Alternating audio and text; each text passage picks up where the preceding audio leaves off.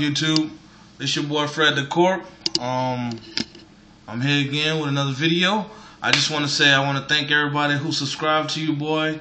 I want to thank everybody who joined my Facebook group, which is becoming a nice little movement we got going on, our football group, where we discuss everything that got anything to do with football, NFL wise and fantasy football wise. Like I said, if you want to know how to get to the group, I do have my Facebook listed on my YouTube account. So you go to my Facebook and you shouldn't be that hard for you to find an NFL group. Everything NFL and fantasy football.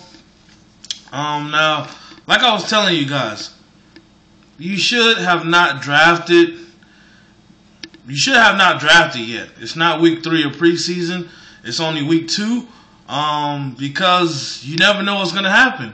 And as you can see, Chad Ochocinco, a.k.a. Chad Johnson, or Chad Johnson, a.k.a. Ochocinco, he's not even in the league right now. He got kicked out by the Miami Dolphins by Joe Philbin. So that's one of the reasons why I'm saying it's very unpredictable to know what's really to know what's really going on in the NFL, and you can't just be drafting guys and not knowing. Now, you want to do your homework, obviously, and you want to make sure that you have a draft date that's very applicable to everyone in the league who feels they can make it to that draft date. I say week 3 or Labor Day weekend. But, you know, I'm Fred the Corp. You may want to take my advice, coming from a fantasy football champion. Now, you know, I want to get started on this video today and talk about a few guys. I want to talk about a few guys that I feel like you maybe need to draft, and a few guys you maybe need to stay away from. Now, of course, there's a lot of hype surrounding Tim Tebow. Timothy Tebow. Today is actually his birthday. He's turned 25 years old. Me, Fred the Corp, I feel like you got to be real desperate to draft Tim Tebow. Real desperate. And I think that there's just too many quarterbacks in the league for you to feel like you need to even consider Tim Tebow. I'll even take some of the rookies before I take Tim Tebow. So don't be the guy in the draft that drafts Tim Tebow like in the 7th round. Please. Don't be that guy. Don't watch my videos if you're going to draft Tebow in the 6th or the 7th round. Now, on to another guy, Cam Newton. Now, I've seen mock drafts in 2012 where Cam Newton's going in the 1st round and in the 2nd round. Now, I feel like Cam Newton is a little overhyped. He did score a substantial amount of touchdowns in 2011, but he did also have a lot of turnovers. And I feel like there's always a chance of the sophomore slump, so I feel like you maybe not need to feel like you have to rush and get a Cameron Newton. But, you know, of course, if the big 3 are gone and Matthew Stafford's gone, you may want to start looking towards Cam Newton. But that shouldn't be till about the 4th round, I mean, at least. I mean, dang. You're going to pass up on some good running backs when quarterbacks are so deep just because you want Cam Newton that bad. And you don't even know if Cam Newton's production is going to be where it was in 2011. I mean, come on, man. Do you honestly think in your head that Cam Newton can repeat the production he had in 2011? I mean, think about that. Alright, now, on to another guy, RG3. He looked phenomenal in that game. He did look good in that game, the preseason game, first preseason game. So I feel like if you want to get RG3, he is a starting quarterback, but you never know. The leash on him may be short, but they may not let him start all the games if he do bad. So if you're going to try to get RG3, you want to wait till the later rounds. There should be no rush to go and get RG3. It just shouldn't, especially in the Mike Shanahan offense. Now, on the other hand, Andrew Luck, I probably would think about getting him. He looked good. And I mean, like, his first touchdown pass was a 63-yard touchdown pass to Donald Brown. I mean, Donald Brown did all the work, but damn, man, is this guy got that much luck on his side? Or is he really just that damn good of a football player? But if you're gonna draft Luck, I definitely will already have another #1 quarterback like a Matthew Stafford already on my team, and then you could draft Luck to be a bye week quarterback because you do need a quarterback for your bye week, and it sucks whenever you go to pick a quarterback up in your league and the only people available are the David Garrards and the Brandon Wheatons of the world, and you're like, holy shit, I should have drafted 2 quarterbacks in the draft. Yes. But yes. So yeah, you can use Andrew Luck as your bye week quarterback. Now Ray Rice, on the other hand, if you guys are doing a PPR league, which Fred the Corp, all I do is PPR, baby. PPR is the best, man. Points per reception. Alright. Ray Rice is golden in the PPR league. That's the difference. See, some people are having Ray Rice move down the board. In the PPR league, I got Ray Rice in the top 5. I mean, he's a top 5 pick. I mean, you can't go wrong, especially from picks 3 to 5 in the first round. That is golden for Ray Rice. And I mean golden. So, if you're in a PPR league, I would go ahead and draft Ray Rice, and I would feel good about that draft pick. Don't hesitate. Don't feel scared. Just do it. Another guy I like is Shady McCoy. LaShawn McCoy, who scored 17 touchdowns last year. Now, that guy, I probably would draft too with picks. Definitely in the first top 5, I would draft him. I probably wouldn't draft him first or second, but definitely picks 3, 4, 5. I would take him in consideration. Now, what I need to tell you guys is the landscape of fantasy football has changed. 2 years ago, it was all about the running back in the first round. Last year, it was about running back again. Now, this year, the whole landscape of fantasy football has changed. Now it's geared towards maybe quarterback, running back. There may be 2 quarterbacks took off the board with the first 2 picks. Two first-round quarterbacks took off the board in the first 2 picks, which I'm talking about Breeze and Rodgers, or Rodgers Brady, depending on your league. Could be taken in the first 2 picks, and in the second round, you could potentially get Jimmy Graham and Rob Gronkowski beating out some of the wide receivers, because Gronkowski and Graham's production is higher than 90% of the wide receivers in the entire league, production-wise, especially if you're in a PPR league. So this is the year where you can see a tight end being drafted in the second round, which is totally not your norm, because your norm is running backs in the second round heavy. You know what I'm saying?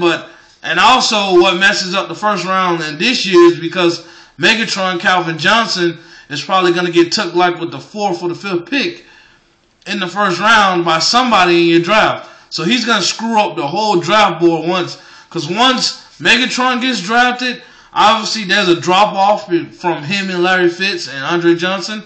I mean, you got Megatron, and you got Andre Johnson, Larry Fitz, and they're like right behind him, but Megatron is on an island of his own. So, now Tom Brady. Tom Brady is the quarterback that I personally drafted in the first round. How many years I drafted Brady in the first round? I drafted Brady in the first round twice. And I made it to the Super Bowl. And, you know what I'm saying? There's nothing wrong with drafting Brady. Brady is just a sure thing. I mean, some of the other quarterbacks got more upside, but Brady, you're going to get almost 4,000 yards and 40 touchdowns, almost.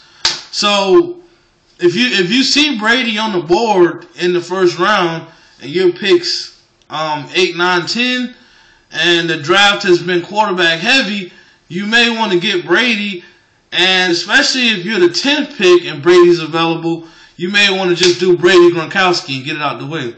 But just because Brady and Gronkowski's on the same team, I did that last year and it worked for me. I'm not saying that it's not going to work this year, but I will switch it up and I will go Brady Graham, because you get Jimmy Graham and Brady, you get one from each team, and it seems like that's the better way to do it. Get one from each team. Don't do both on the same team. That way they both don't have the same bye week. And because what if you're just one win away from making the playoffs, but yet the bye week is the same bye week that Tom Brady and Gronkowski's on bye week, so you're fucked, because your number one tight end and your number one quarterback are both on the bye week, and you're looking like, what the hell? Why did I do that? So I would take Jimmy Graham and Brady like that, and just run them both tight end quarterback all year long until their bye weeks come up. So it's best to do it that way. Now, Aaron Rodgers. Now, Aaron Rodgers, obviously, he's going to be probably the first pick in the draft, in many drafts, which is very understandable because he threw 40 touchdowns.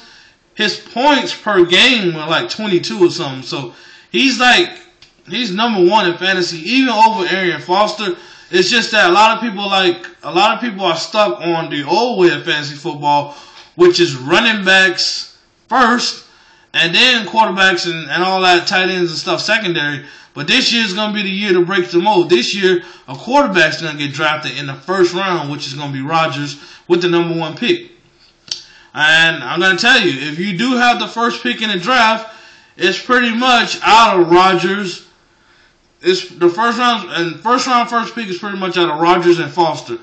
Now, I won't knock anything against Drew Brees, but with everything going on with the Saints, it's no way in hell you draft Drew Brees over Arian Foster. I mean, Arian Foster's offensive line is arguably number one in the AFC, and probably number one in the league, the Texans' offensive line. That guy be running through gaping holes. Like, if you pass up on Foster, I mean, damn. Now, another guy I want to talk about is Jamal Charles. Yeah, he's back, but he's not back to first round draft status. So please don't be the guy to draft Jamal Charles in the first round. Just don't do that. I'm looking at Jamal Charles potentially second round, but second round picks 8, 9, 10 going towards the third round. And definitely he can be drafted in the third round. So that's just, but you got to see how the chips fall your way before you make a decision to draft Charles, because you never know if it's going running back heavy or if it's going quarterback heavy. So you got to watch the flow of the draft to see that. Now, another guy is Marshawn Lynch. Now this guy right here, definitely he's not worth a second round pick. And don't even take him in first round consideration. I wouldn't even start considering Marshawn Lynch until the fourth round. Just saying. I mean, I feel like there's too much. There's just too many good wide receivers that can be took in the third round that's going to give you more production than him. But yeah, he's a solid running back and he will do decent. So in the fourth round is when you think you can come back around and snag him up in the fourth. I mean, if I was you. Now another guy is Andre Johnson. Obviously, he won't get drafted in the first round, and he probably shouldn't get drafted in the second round because he's a little injury prone, and I think he's in his 30s. Obviously, he's not the same player he was 2 years ago, but he did come back in that playoff game and he beasted. With a healthy Matt Schaub, I definitely would take Andre Johnson in the third round and feel comfortable with it. Like, I'm talking about, like, I would draft him as my number one wide receiver, and I would feel great. I wouldn't have no regrets, anything, third round. But second round, I'm trying to get me a Larry Fitz, the Calvin Johnsons of the world. If Calvin makes it to the second round, I'm trying to get a high-profile, healthy wide receiver. Now, Larry Fitz himself, definitely second round, you can draft Larry Fitzgerald and feel comfortable with it. The only problem is Larry Fitzgerald more important than a running back?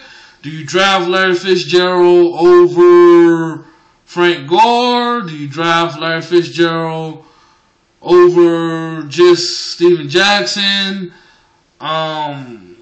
Fred Jackson? I mean, like, you got to think. So, weighing your options. Now, DeMarco Murray, definitely one of my sleepers. Definitely, I have this guy on my radar. I want DeMarco Murray in the draft. This guy is uncanny. He's like the Incredible Hulk bottled up in his little body frame. I think he's a beast. I definitely would try to get DeMarco Murray in the draft. Now, where you gonna get him? That's the hard part, because he definitely not the second round. First round is just not even in consideration. But the third round, I don't know. I mean, like, fourth round, I feel like that's just playing Russian roulette. If you're going to wait till the fourth round, damn. He may get took, man. He's going to have a breakout year. He is one of the